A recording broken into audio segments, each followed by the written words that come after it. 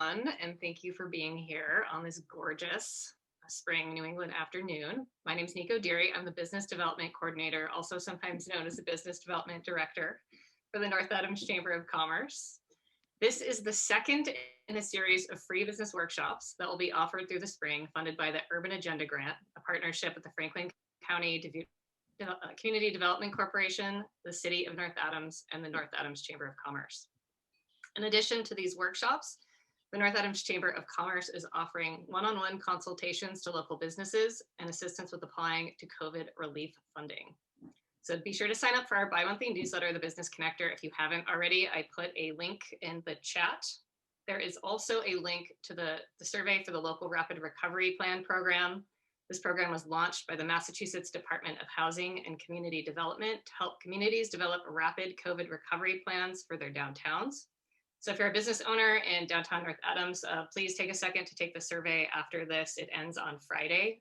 So if you could do it right away, that would be good because we want to get that info. Just a few housekeeping notes before we begin. Be sure to keep your mic on mute throughout the presentation unless Aaron is down with you jumping in and asking a question. And also you can put any questions you have in the chat. So now the human I'm about to introduce really needs no introduction. He's the definition of a Renaissance man. Aaron Oster is the chef and owner of AOK BBQ here in North Adams. He is a terrifically talented traditional sign painter, an actor, a TED Talk presenter, and the co-host of the podcast Racks and Stacks. Aaron serves on the board of the Berkshire Food Project and is vice president of our very own North Adams Chamber of Commerce. I also consider him to be a dear friend. So without further ado, I present Aaron Oster to talk about working with community partners. Thank you, Nico. Thank you so much. And thank you to Michaela as well, too, for organizing this seminar series. It really is pretty special to be here in North Adams, and joining the chamber was something that was a decision that was made by the chamber on my behalf without me knowing while I was on vacation.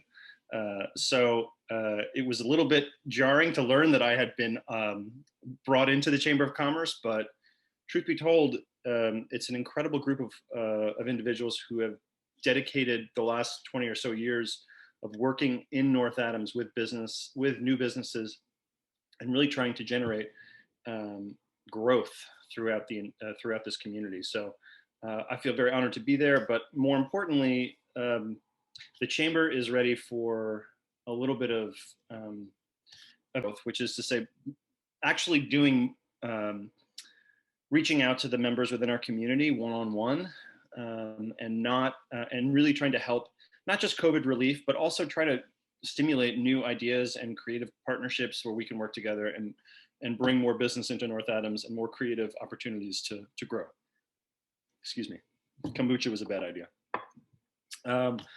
So this particular seminar for me is about collaboration, community collaboration. And AOK as a business has always been about putting better food on the tables of people within our community, however possible. That was the mission that we built our business around. From that point, we knew that we wanted to start with less and kind of learn our audience first before we started doing outward collaborations, not just because we wanted to know how we ran our business, but that we didn't want to get involved with other businesses and possibly in a disorganized way or have an unclear message. We wanted to be very clear in what our message was. So I've put together 4 points that sort of break down, which I'll share with everybody. Nico, maybe we can make that as part of the follow-up email as well too. So I have 4 categories here that I think are great sort of guidelines that you can use to sort of give yourself a bit of a sort of a litmus test to act as a sort of barometer for where you are and how to create good opportunities, especially if you're new to building community collaborations, and also maybe you're new to North Adams. So the first one is being present. And I think that for me, that talks about understanding what your business does within a community. You serve a group of individuals, you serve this audience, whether it be seasonally, whether it be with food, whether it be with art, whether it's any kind of business that you operate. You're in the business. If you're a for-profit or even a non-for-profit, you have an audience, you have a group that you serve, and it's important to recognize who those people are and that you're very clear on how you deliver your product. Hopefully, as your business has developed or in the creation of your business, you've built trust and consistency with the way that your product has been delivered to this audience. I think it goes without saying that any business that wants to stay open really tries to deliver its same message and mission statement with every product that's sold or every customer that it reaches, to try to build the same consistency so that your brand is spoken about the same way to every person, amongst every person that experiences your product. When we started AOK as a new business, we were approached by the chamber initially, but we also got approached by a lot of charities and philanthropic opportunities that sort of came up. And as we were new to the community, we didn't have a lot of money, certainly not in the first year of business, that we could offer to those charities, whether it be the American Legion or whether it be the Elks Club or whether it be the Drury High School softball team or the Drury Band. You know, we would be approached with these small opportunities for donations. Maybe it's a $25 gift certificate or something. And whenever we had a chance to do it, we did it. Even if it was just for $10 or a free sticker or a t-shirt, those kinds of outreach, they get your name out there. And we were uncomfortable with traditional marketing, say radio or print advertising. We didn't feel as though we had the budget for it or that it was really necessary with Facebook and Instagram, certainly nowadays. But the best way to get our name out in the community was to get involved with people who were asking us for money to help support local programs. So it was a cheap investment, and it helped a lot to get people to come to AOK Barbecue, because a lot of people didn't know that there was a barbecue restaurant the first year that we were open on the campus of Mass MoCA. So that was great. And then the other thing is that hopefully in the beginning of your business, you are working hard to define what your product line is, and working easily to describe how your business or what your business is. I always work on the sort of elevator pitch mentality, which is to say, if someone asked me what it is that I do with my business, I could easily and very quickly describe it in one sentence, which helped me define exactly and helped me basis me and Alex, my partner, about whether or not we were doing the thing that we said that we wanted to do every day that we were open for business. And it seems like a silly exercise, like, yeah, you open a business, you have a business plan, but it's really helpful to have that sort of daily practice of just being like, what are we doing today? Does it fit the benchmarks that we wanted to hit for what we're doing? The next sort of category here is sort of, how do you expand your network? You've gone through the trouble of building your business, of building a business plan, either borrowing money or taking your savings and throwing it into this new opportunity. You've got a defined brand, you know who you're serving, you know what you do, you're confident in your skills. Now it's time to look, how do you get out of your network and expanding? So I like to look first at what we have in the building, so to speak. So if you have a selection of sort of interesting products that you sell or that are being produced locally, or just brands that you're really excited to represent and to have represented in your business, start having conversations with those producers. It could be something as big as Vans, like let's say you're selling shoes, and talking with either local reps, people who are selling them, or just calling California and getting on the phone with Vans and talking about what it is that you like about their product and understanding more about how the product is made, where it's made, what are the products that they're using. If it's soap, if it's earrings, if it's real estate, learn more about the products that you're selling. It doesn't necessarily have to be with hospitality, which is where mine and a few other, most of the businesses in North Adams are sort of hospitality based. But we look to sort of create a deeper understanding with what it is that we're using, what it is we have already in house. once you've sort of connected with your vendors and with the producers of the raw materials that you use, it's easier to start telling those stories to your clients. So now you're unraveling another layer of what it is that you do, and now you'll be able to share the passion of why you've chosen to go with this particular farm for greens, or for why this for me as an example, why I've chosen this particular farmer who grows pork, or why I've chosen this poultry farmer, or why I like this milk, or why I like this and that. It allows the choices that people are making to purchase your product, whatever it may be, to be a little bit more involved and a little bit more excited about that. And I think that lends itself to curiosity about what else is going on behind the doors at AOK or Chingon or whatever business you may have. After that, you've now been developing sort of these relationships with your vendors, and now you understand exactly what they're selling, the decisions that they're making. You're now you've been deputized to sort of promote their business, and with it your own business. And now this creates a really great way to open yourself up to start building these collaborations. All of this starts here. These first two sections are really about understanding what it is that you do. You don't want to start, in my opinion, I think it's dangerous to start collaborating with other businesses that if you don't know what you're doing first, if you don't know exactly who you are and what your brand is and how you're being served. So now in this second group here of sort of expanding your network, start looking at similar operations to yours and similar groups, both within the community, within the county, within the country, or now with social media, globally, that sort of reflect the same ideals and morals that you have when it comes to running your business, and start talking to them. It's really easy to start sending instant messages on Instagram or Facebook or TikTok or Snapchat about what these businesses are doing and where they're finding success. For me, I believe that sometimes cold calling those businesses, or just showing up, buying a cup of coffee and talking to the owner about that you also run a small business and you're interested in what they're doing and their business has been an inspiration.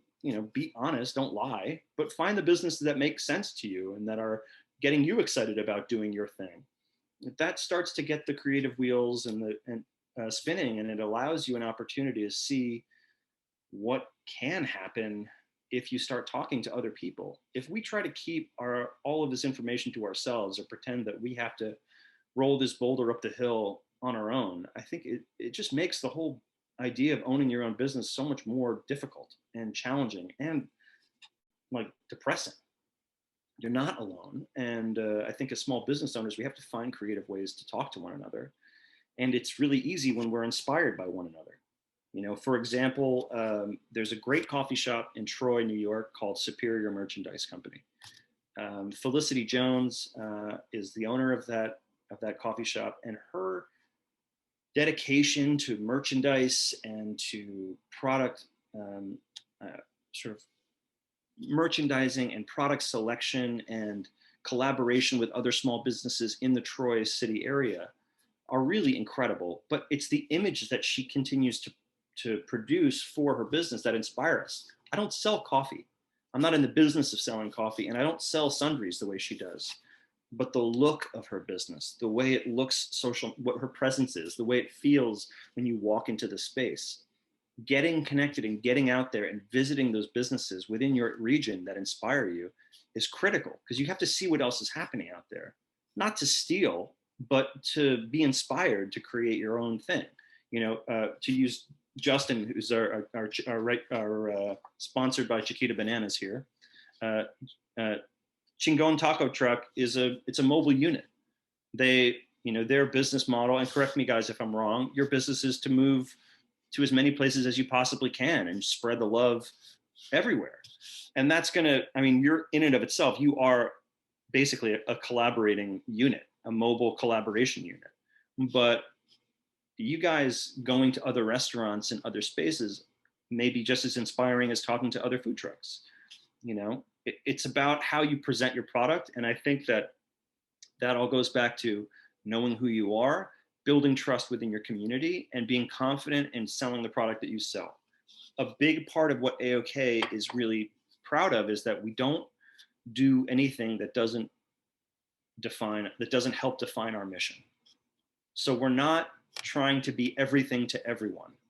We're just trying to treat everyone with the same amount of respect and treat both vendors, customers, employees, so that we're consistent with our message. But we know that there are some people that don't want to eat barbecue. We just know that. We know that there are some people who don't want to come to the Mass MoCA campus. I can't do too much about that. But whatever the stigma may be, or whatever the excitement is, or the attraction to come to AOK, we want to stay on brand, so to speak. To use a corporate word, we really want to stay on brand as much as possible, because then it's easy. You know, there's that great saying, the truth is always the easiest thing to remember. If we're always honest with who we are and what we want to do, which is we're open Friday through Monday, we make food fresh every day. When it's gone, it's gone. If you didn't make it in time, that's it. Like, we apologize for the missed opportunity to enjoy our food, but if you want to try it, these are the rules. Because I can only control the rules within my own house. I can't control the rules for the entire business at large. I can't control the community. So that's why we don't have indoor seating. We want people to take our food and go enjoy it somewhere else in North Adams. Maybe it be on campus, maybe it be inside the museum, maybe it be inside the brewery, but we really love it when people take our food in a bag to go and go sit at the top of Mount Greylock, or go for a picnic by the river, or go sit at the lake at Windsor Lake, or whatever it is. It's about creating opportunities for people to get out there. So back to this idea of getting involved with other groups. If you realize staying humble is also a part of this as well too. If you are willing to let go of some of the responsibility of having to define your business for the world, I think that may make it a little bit easier. There is no food that I make currently that is new. I am not redefining the wheel. I am not creating any new ingredients. In fact, I look for inspiration often from the places that I grew up, the places that I visited, the places that I've never visited that I wanted to visit, and I try to find a way to fit them into my skill set. I don't try to recreate what they have.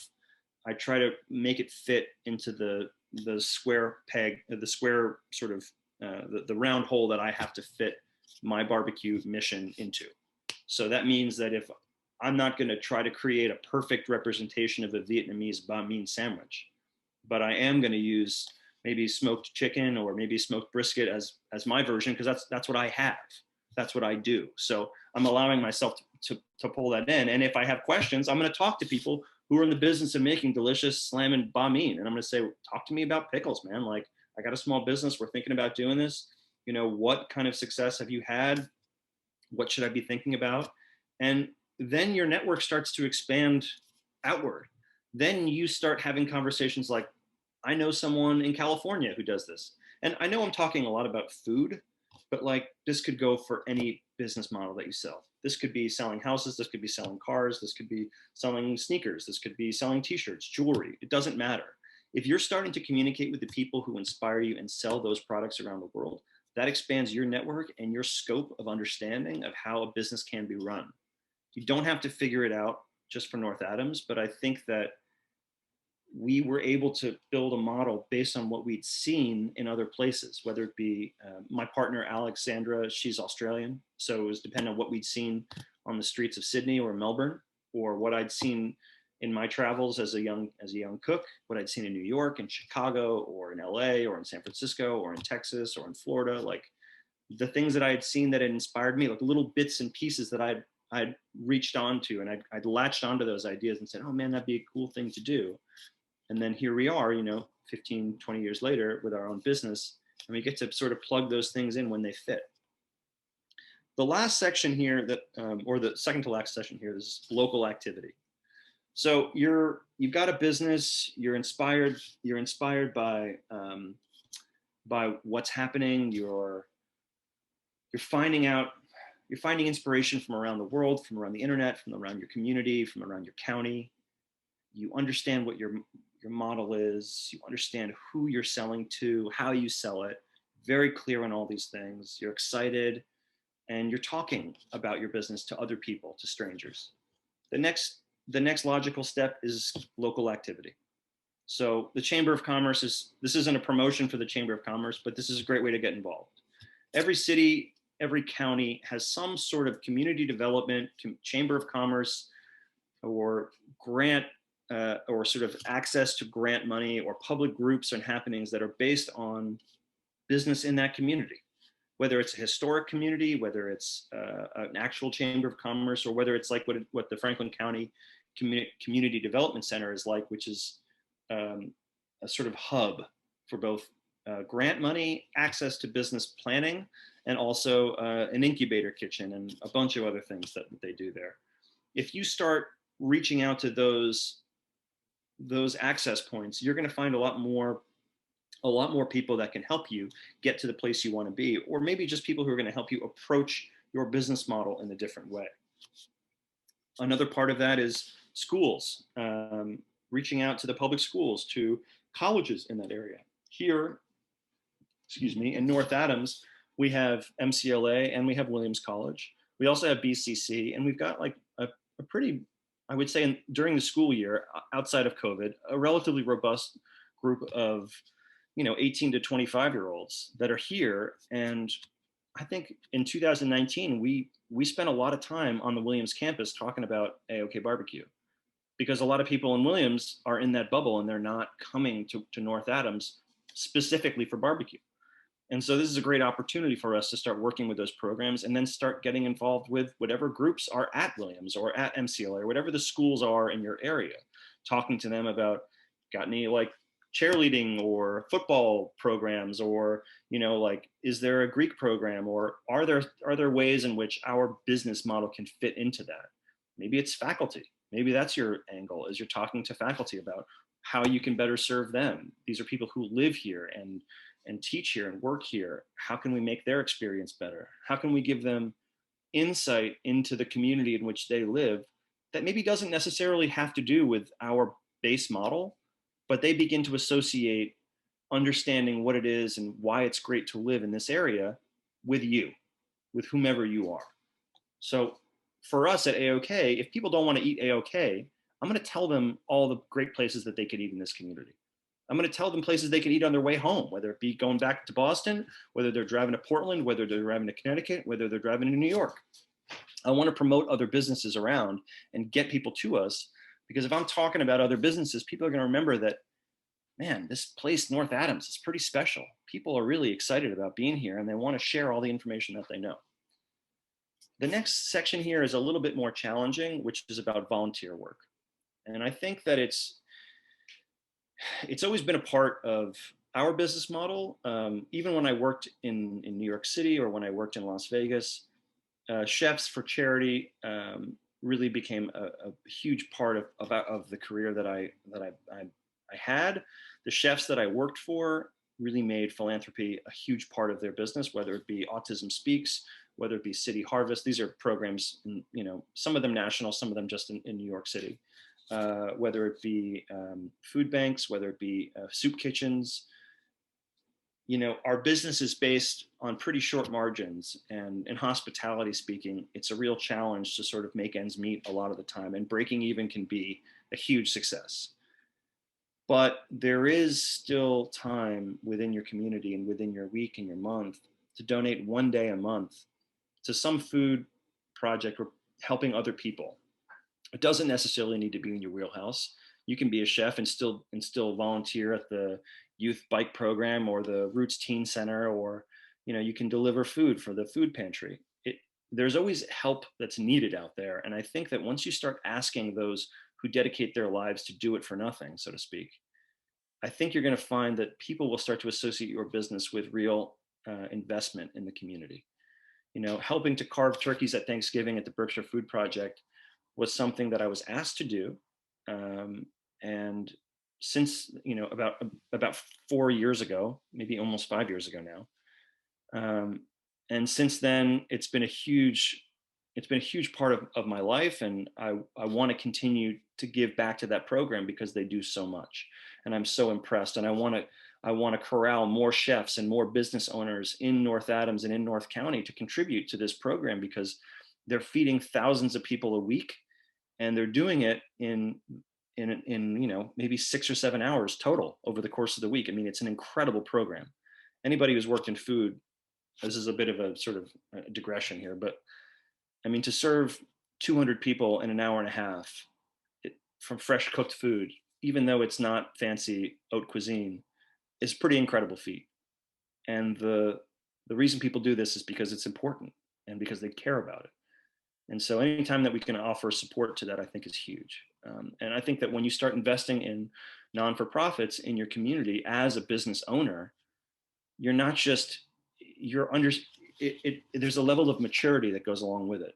You're not just in the business to make money and go home. You're in it to make money and go home, but you're also in it to better the community, which is what I think makes North Adams so special. We're a community that is full of an incredible eclectic group of individuals, some from all over the country, some from all over the world, some that have been born and raised here and still live here. I mean, there's a tremendous group of individuals that I've met who went to college here and stayed in town. I mean, I can't, outside of major metropolitan cities, that doesn't happen very often. Usually it's an immediate departure from, your senior year, you graduate and you're gone. And so there's something special that's going on here. And I think that if you start to look outside, creating those sort of collaborations your creative juices will start to flow. Lastly is partnership. So this is really the final piece of this. You understand your brand, you understand who you're serving, you understand where you can give back when you can, you're inspired, you're creatively developing what it is that you sell on a regular basis. And now it's about working together with other purveyors, other creators.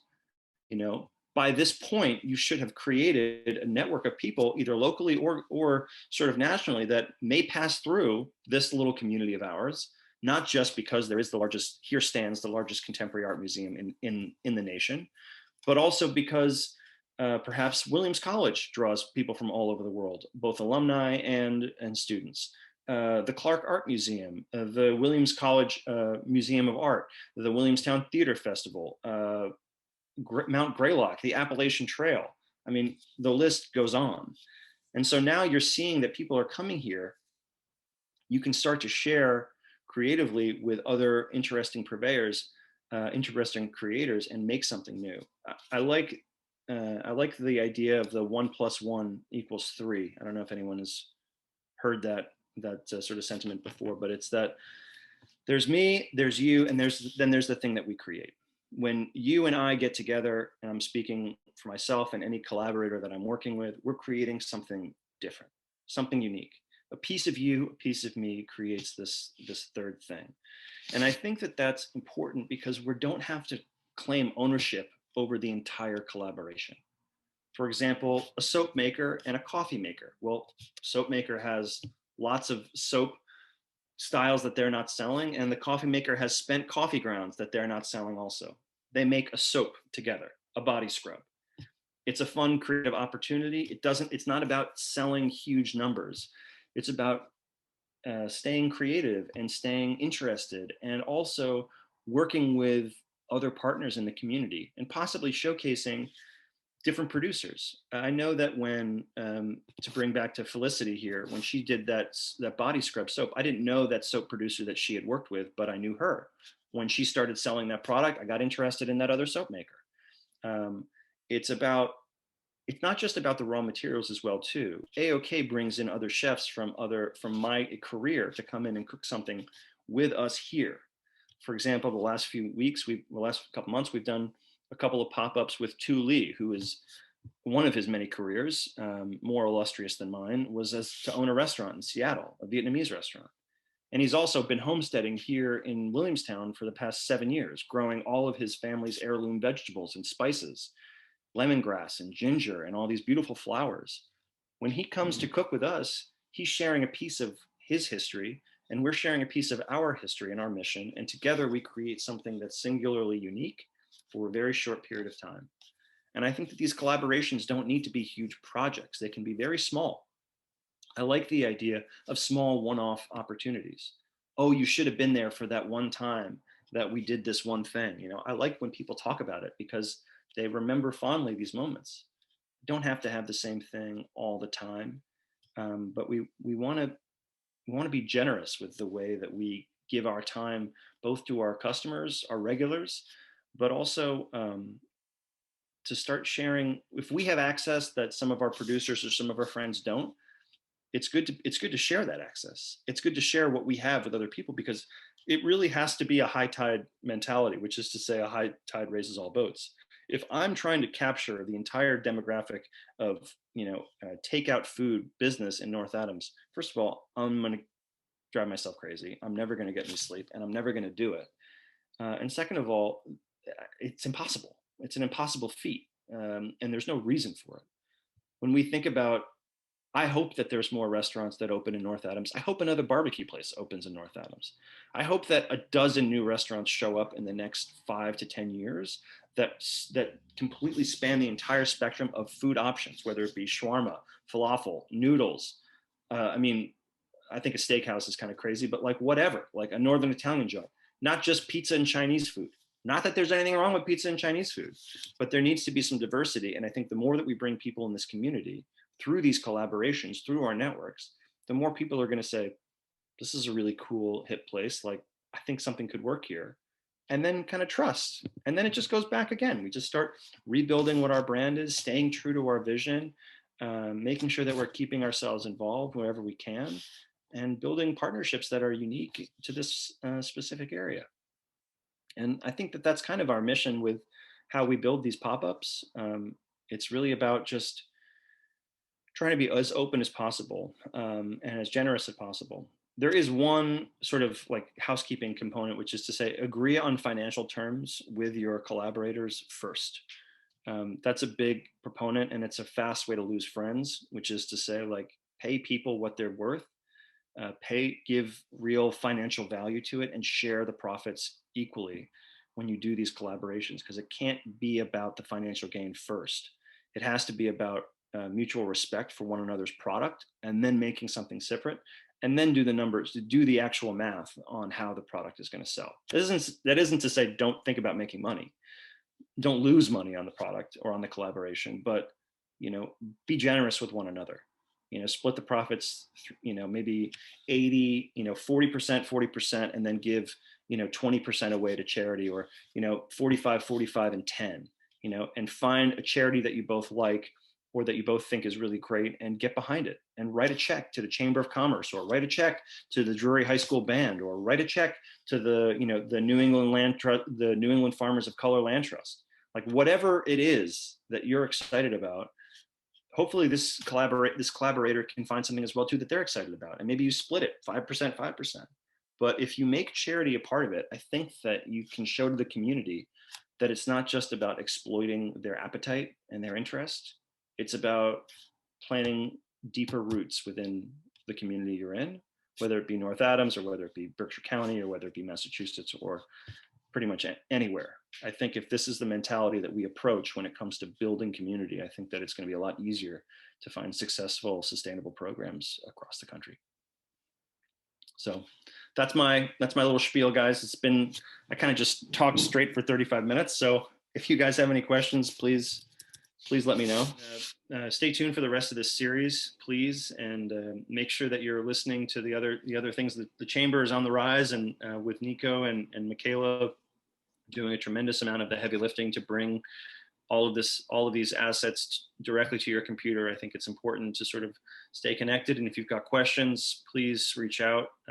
Ideas for collaborations, we're available to talk. And again, all this is free. So if you need help, we're here. Awesome. Thank you so much, all of you. Thank you. Very nice Yeah.